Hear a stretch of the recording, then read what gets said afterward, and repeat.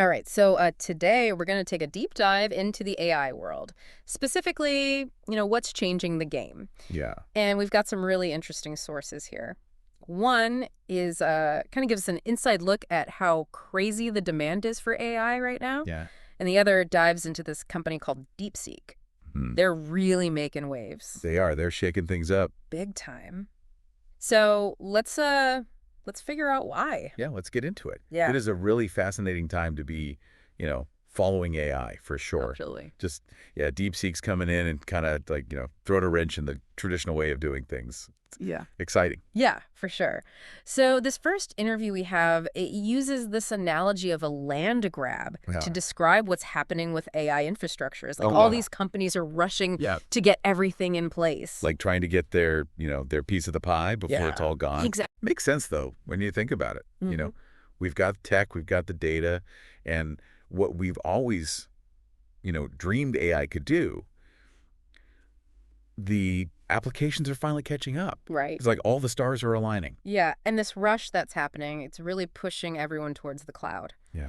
The interview mentions, it's just the way to go. It's more scalable. It's cheaper. Way more flexible. Way more flexible. So it's kind of like, why wouldn't you, right? Yeah, I mean, think about it this way.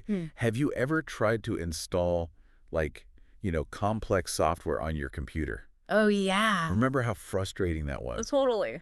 Yeah, well, imagine that, but on a massive scale for a company. Right. The cloud just takes away all that pain, They could just scale up as needed. It really simplifies things. That makes a lot of sense. But this interview also talks about companies like IWC seeing some margin compression because of all the money they're pouring into this whole thing. And it kind of seems counterintuitive. Yeah. Like they're investing so much, but their margins are actually taking a hit.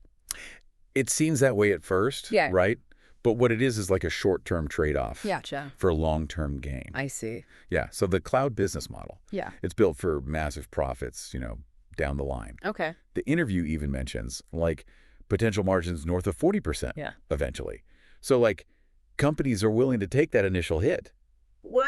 Because they know the payoff is going to be huge later. So they're playing the long game. They're betting that AI is going to be the core of everything eventually. Exactly. And this whole rush to the cloud, it actually plays a big role in how DeepSeek's been able to emerge. Oh, interesting. Yeah, because they didn't have to build massive data centers from scratch. Yeah. They could leverage what was already there. Right. And just focus their resources on developing their AI. So this land grab you were talking about earlier, it kind of helped level the playing field for newcomers like DeepSeek. Absolutely, yeah. I like to think of it like, the gold rush that attracts all these prospectors, right, from all over the world. Yeah. Some come with these massive operations and all the fancy equipment. Others just, a pan and a dream. Right. But they all see the potential. Yeah. They're all hoping to strike it rich. Yeah. And that's kind of what's happening in AI right now. Wow. That's a great analogy. Yeah. So let's talk about DeepSeek and what they're doing that's so different.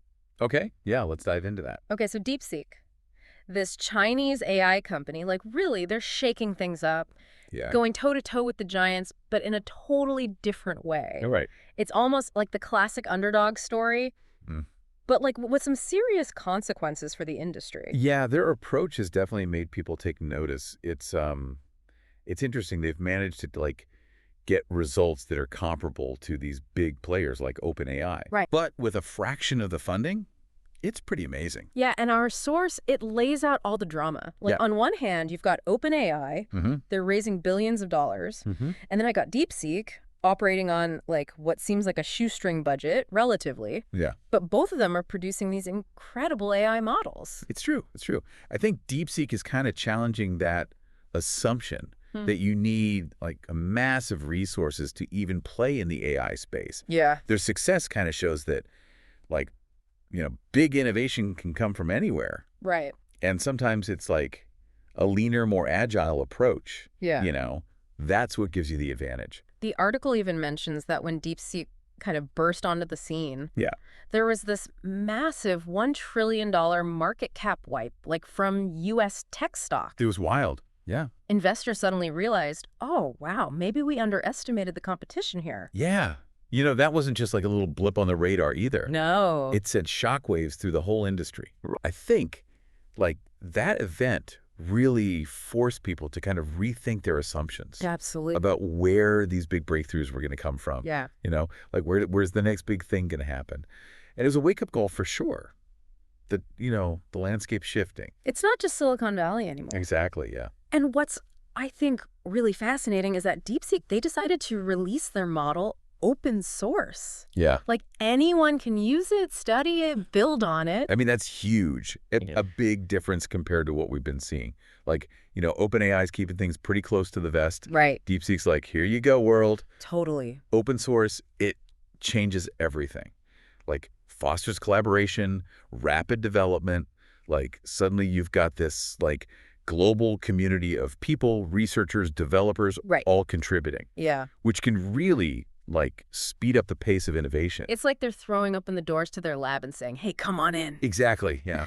Like, let's all figure this out together. Usually you do this. Exactly. And the source even mentions Sam Altman, the CEO of OpenAI, admitting that their approach, this, closed approach, might be on the wrong side of history. Yeah, it was a pretty remarkable thing to hear him say that. It's a pretty big statement. It suggests that, even the people who've been pushing for, like, closed models are starting to see, like, hey, maybe open source is the way to go, Yeah. It's like they're realizing it has the power to, like, really democratize AI and speed up progress in a way that we just haven't seen before.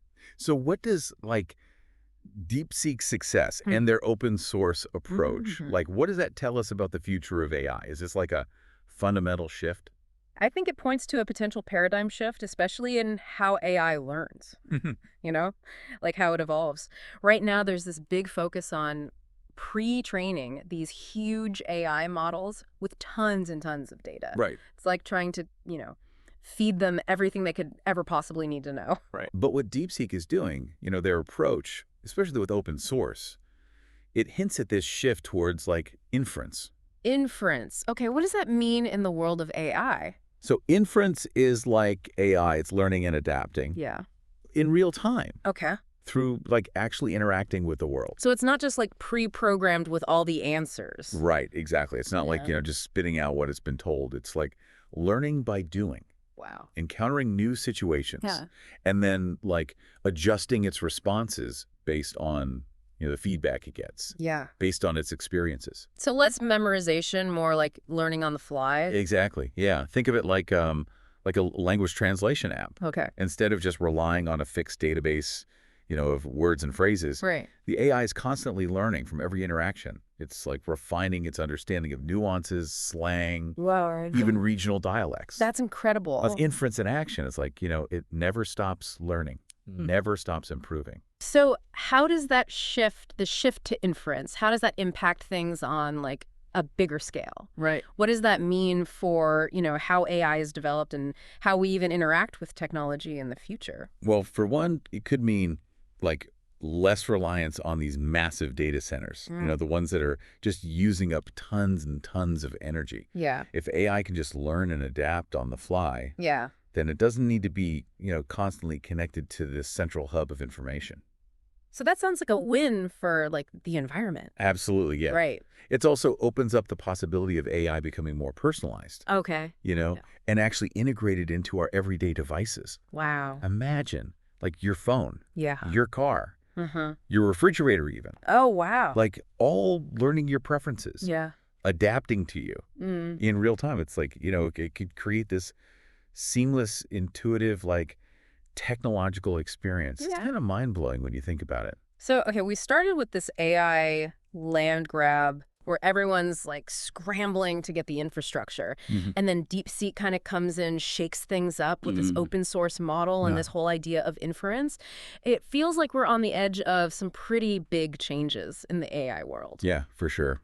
We really are at, like, a turning point. And what's really exciting is that these changes, they have the potential to impact, like, everyone, not just the tech giants or the people in the labs. Right. Because, when we talk about AI being in our everyday devices, learning our preferences, it's not like some far off sci-fi concept anymore. It's like starting to feel very real. Absolutely. Yeah. Imagine a world where, like, your devices anticipate what you need. They learn from your habits, adapt to your lifestyle.